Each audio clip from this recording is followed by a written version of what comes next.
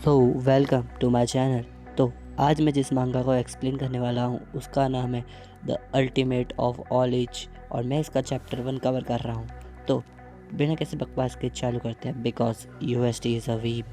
मांगा की शुरुआत में हम देखते हैं एक माउंटेन को जिसके ऊपर कुछ क्रैक्स या फिर एक पोर्टल होता है और इस माउंटेन के ऊपर बहुत सारी स्पेल्स होती है और इसी माउंटेन की तरफ देख रहा होता है एक आदमी जो शायद से हमारा मेन कैरेक्टर है। फिर कोई ज़ोर से चिल्लाता है ली यूशोंग।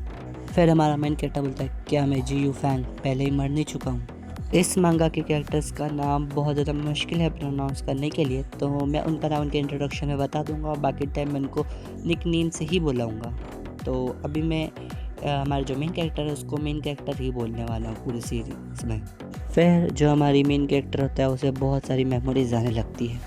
तो जो इस वक्त हमारा मेन कैरेक्टर है वो किसी और की बॉडी में है, मतलब वो पहले कोई और था और अभी किसी और की बॉडी में रिकार्नेट हुआ है मरने के बाद। तो उसको वही पूरा इस वाले बॉडी के ओनर की मेमोरीज आने लगती है। फिर जो इस बॉडी के ओनर का नाम होता है कि वो चिल्लाते हुए इसकी तरफ चौक फेंकता है और इसकी आंखें खुलती है और उसके सामने वो चौक होती है। और हमारा मेन कैरेक्टर कोई मामूली बंदा नहीं होता है पिछले जन्म में, तो इसलिए वो उस चौक को ईजिली पकड़ लेता है। फिर हमारा मेन कैरेक्टर अपने मन में ही सोचता है कि स्काई मार्शल आर्ट कैलेंडर के हिसाब से ये 1033 सेंचुरी है, तो 15 साल हुए हैं मुझे मरे उस दरान माउंटेन पर। तो शायद से हमारा एमसी जिस माउंटेन की बात कर रहा है वो वही माउंटेन जिसको हमने स्टार्टिंग में देखा था।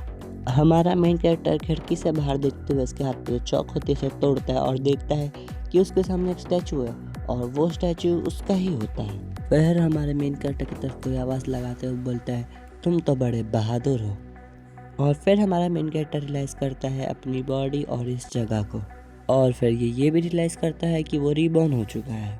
और जहाँ वो रीबॉर्न हुआ है इस वक्त वो उसकी क्लासरूम है और उसके टीचर गुस्से में चिल्ला के बोलती है मेरे सवाल का जवाब दो। एक नॉर्मल स्वैंग वेपन को रिफाइन करने के कितने मेथड्स होते हैं। और फिर हमें इस टीचर का नाम बताया जाता है जो कि होता है लू यंग चैंग। और फिर हमारा मेन कैरेक्टर अपने ही मन में सोच रहा होता है ये टीचर तो बड़ी खूबसूरत है, इसके बाल और चेहरा बहुत अच्छा दिख रहा है, ये दूसरी रेड लोटस एम्परर इन फ्लैश बन सकती है, ये एक बहुत प्रिटी गर्ल है मगर ये सिर्फ 4th मार्शल आर्ट रैम में ही है, इसका लिए अभी बहुत लंबा रास्ता है। और ये बोलते से ही हमारा मेन कैरेक्टर अचानक से उसे घूरने लगता है और अपना ऑरा या फिर एनर्जी रिलीज़ कर रहा होता है। और उसकी टीचर अभी भी सोच रही होती है ये क्या हो रहा है, मैं 4th मार्शल आर्ट रैम में हूँ फिर भी इस मामूली से स्टूडेंट की वजह से मेरा माइंड डिस्टर्ब कैसे हो सकता है। और फिर उसकी टीचर अचानक से चिल्ला के बोलती है जल्दी आंसर दो। कितने ordinary dark soul refined method exist करते हैं, इसने अभी ही इस मेथड के बारे में पढ़ना चालू किया है, ये पक्का थोड़ा डिस्टर्ब्ड होगा। और फिर हमारा मेन कैरेक्टर अपने मन में सोचता है हाँ ये बच्चों वाले क्वेश्चन तुम एक 9th ईयर रिफाइनर जो कि मार्शल आर्ट वर्ल्ड के पीक पर पहुंच गया उससे पूछ रहे हो। और फिर वो बोलता है जुआन वेपन को रिफाइन करने के लिए 48 मेथड्स हैं। और फिर आसपास के बच्चे हंसने लगते हैं और उसका मजाक उड़ाने लगते हैं और बोलते हैं वो उसका मजाक उड़ाते हुए बोलते हैं ये पक्का सपने देख रहा है। और वहीं कोई और बोल रहा होता है ये बुक में लिखे हुए वर्ड्स को भी सही से नहीं पढ़ सकता क्या।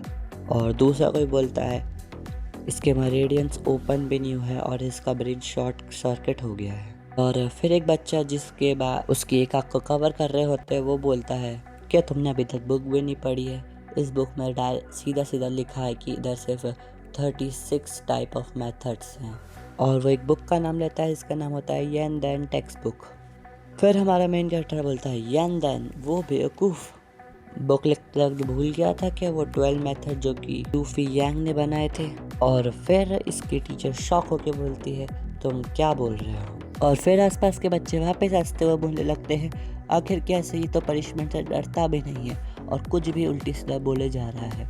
आखिर मास्टर येन देन कैसे मिस्टेक कर सकते हैं जबकि वो स्टूडेंट थे मार्शल एम्प्रेस जू यू फैंग के, सॉरी जू फैंग नहीं जू यू फैंग। आखिर ये मास्टर येन देन के बारे में ऐसा कैसे बोल सकता है। और फिर टीचर गुस्से में टेबल पे हाथ पटकते हुए बोलती है साइलेंस, जो कि तुम्हारी टीचर भी क्लास में करते होगी मगर तुम चुप नहीं रहते होगे। और फिर हमारा मेन कैरेक्टर को दिखाया जाता है जो कि बड़ा साइलेंट बैठा होता है आराम से, और बाकी बच्चे घबरा गए होते हैं। फिर टीचर कंटिन्यू करते हुए बोलती है, मार्शल एम्परर जू फैंग सिर्फ एक थर्ड रैंक वॉरियर नहीं थे, वो एक वॉरियर भी थे तेनवू कॉन्टिनेंट के। वो one of the top 9th rank refiner भी थे। और उसकी टीचर अपने मन में ही सोच सकती है आखिर इसको जू फैंग के बारे में कैसे पता है। और फिर टीचर क्लास के सामने अपनी बात को कंटिन्यू करते हुए बोलते हैं और उनने 12 और भी रिफाइनिंग मेथड्स भी बनाए थे, मगर आसपास के बच्चे वो लगते हैं मगर टेक्स्ट बुक में ऐसा कुछ लिखा ही नहीं, कैसे। और टीचर उनके बात में इंटरफेयर करते हुए बोलती है, ये 12 रिफाइनिंग मेथड्स सिंपली इम्पॉसिबल है किसी भी ऑर्डिनरी ह्यूमन के लिए, इसलिए मास्टर येंदाई ने इसे इधर इन्वॉल्व नहीं किया है। और फिर टीचर अपने मन में ही सोचने लगती है, जो हमारा मेन कैरेक्टर है उसके रेडियंस अभी तक ओपन नहीं हुए हैं, इसलिए वो अभी भी एक ट्रैश माना जाता है और वो कोई मार्शल आर्ट भी नहीं सीख सकता, मगर अगर इसे कोई अच्छी ट्रेनिंग मिले तो ये एक मार्शल वॉरियर से भी ज़्यादा वैल्यूबल हो सकता है। फिर टीचर हमारे मेन कैरेक्टर को बोलती है, खुद को ज़्यादा बड़ा मत समझो सिर्फ इसलिए क्योंकि तुमने कुछ एक्स्ट्रा मार्शल आर्ट की बुक्स पढ़ ली थी।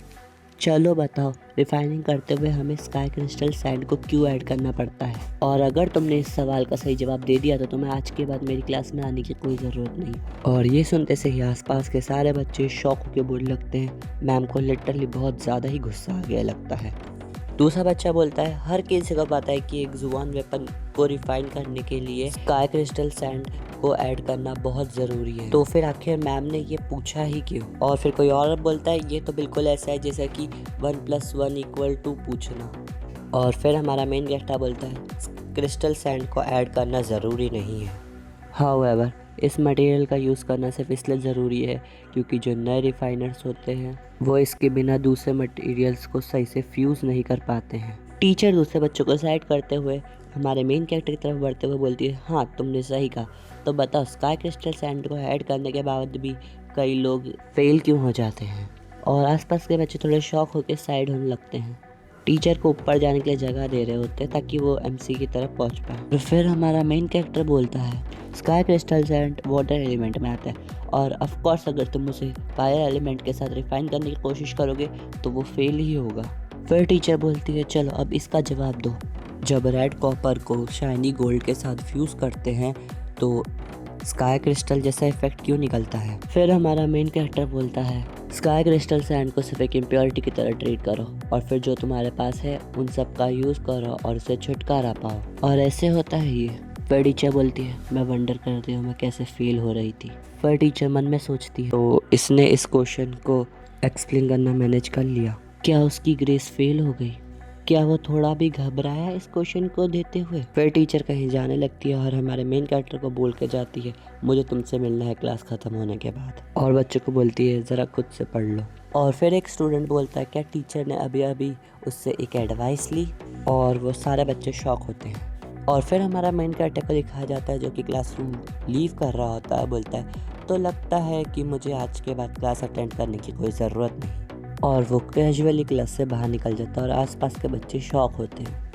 और फिर हमें एक मोटे बच्चे को दिखाया जाता है जो बोल रहा होता है, आखिर ब्रदर को क्या हुआ है और वो अचानक से इतना इंटेलिजेंट कैसे बन गया? और फिर एक लंबे बाल वाला लड़का बोलता है, ओह ये तू क्या बोल रहा है? क्या तू कहना चाहता है कि वो कोई प्रोटेजी है एल्केमी में? फिर एक पर्पल बाल वाला लड़का जो लास्ट सीट में बैठा होता है वो बोलता है, एक रिफाइनर बनने के लिए जो टैलेंट रिक्वायरमेंट होती है वो बहुत ज़्यादा होती है एक मार्शल आर्टिस्ट बनने से। तो क्या उसके जैसा एक कचरा जिसने अभी तक अपना एक भी मेलेडियन ओपन नहीं किया है, क्या वो एक एल्केमिस्ट बनने के रास्ते पे चल पाएगा? और साइड से कोई बोलता है, बॉस सही कह रहे हैं, तो शायद से कोई गैंग वैंग का लीडर वीडर होगा और मुझे उसकी शक्ल देख के लग रहा है कोई बुले टाइप स्टूडेंट है। इसका कोई चांस नहीं कि वो प्रोटेजी हो, वो भी एल्केमी में। और जो लास्ट में बच्चे बैठे होते हैं वो हंसने लगते हैं। और एक लड़की जिसके बाल ब्लू कलर के होते हैं और उसके सर पे एक चांद होता है वो थोड़ी सी गुस्सा लगती है। फिर हमारे मेन कैरेक्टर को दिखाया जाता है जो कि शहर में घूमने लगता है और बोलता है, तो यही है टियानशुई का कैपिटल यानदेई। क्या कोइंसिडेंस है कि मेरा एक बेवकूफ़ डिसाइपल यानदेई इस कॉन्टिनेंट का बेस्ट रिफाइनर है। ये स्टैचू पक्का यानदेई ने ही बनाया होगा। चलो कम से कम उसे इतना तो पता ही है कि किसी को रिस्पेक्ट कैसे दिखाते हैं। 15 साल बाद मैं रिकार्नेट हुआ हूँ इस लायू शाओ की बॉडी में। खुद के स्टैचू को देखना थोड़ा अजीब लगता है। और फिर जो हमारा मेन कैरेक्टर होता है वो किसी बिल्डिंग के सामने खड़ा होकर होता है, तो ये यहाँ है। ये बिल्डिंग इस कैपिटल का एल्केमी टावर है। और फिर हमारा मेन कैरेक्टर अपने मन में ही सोचता है, ये बहुत बुरा है, मेरी बॉडी बहुत ज़्यादा वीक है, इस एज में भी इसकी एक भी मरीडियंस नहीं खुले हैं। जो भी इस बॉडी का प्रीवियस ओनर था वो पक्का कचरों में से भी कचरा होगा। चलो छोड़ो, मैं अपनी पिछली ज़िंदगी में एक ग्रैंड मास्टर था, रैंक 3 का इस मार्शल आर्ट वर्ल्ड में। मुझे सिर्फ एक तरीका ढूंढना है। तो चलो, मुझे पहले यांदी को ढूंढना होगा। मुझे इस बॉडी को फिक्स करना है और ट्रेन करना होगा इस बॉडी को, इस ट्रैश बॉडी को। और जहाँ की सीढ़ी हमारा मेन कैरेक्टर पढ़ रहा होता है उसके साइड के पत्थर पे लिखा होता है तेनुआ कैलेंडर, ईयर 1001, यांदाई एल्केमिस्ट गाइड, तेनुआ नेशनल ब्रांच। और फिर हमारा मेन कैरेक्टर सीढ़ियों पर ऊपर चढ़ते हुए सोचता है, अगर सब सही रहा तो मुझे सिर्फ कुछ साल लगेंगे अपनी सारी ताकत वापस पाने में। मेरे पिछली ज़िंदगी के एक्सपीरियंस की वजह से मैं इस बार पिछली ज़िंदगी से भी ज़्यादा ताकतवर बन सकता हूँ। मैं इस वर्ल्ड के पीक तक पहुँच के रहूँगा। और ये मांगा यहीं ख़त्म होती है। तो आपको अगर एक्सप्लेनेशन अच्छी लगे तो प्लीज़ लाइक करना, और तब तक के लिए बाय बाय। मिलूँगा इसके अगले पार्ट में आपसे जल्दी।